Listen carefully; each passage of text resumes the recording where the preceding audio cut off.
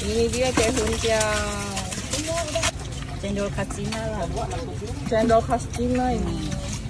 Kayak bihun. Iya, Kak Bihun. Nah, kita mau cobain cehuntiao yang viral itu tuh, tapi ini di tempat asli, nggak di Pontianak. Nah, ini dia nih bongkok. Ini bikinnya dari apa sih, Ci? Tepung sagu sama tapioka ini. Oh, Tepung sagu beras sama tapioka. Jadi yang bikin beda ini ya. Iya, yang bikin beda bongkonya. Ih, wangi banget. Kenyal-kenyal dia. Ini wanginya apa? Pandan? Dia daun suji sama daun pandan dicampur. Ini yang bikin beda-beda tuh ini.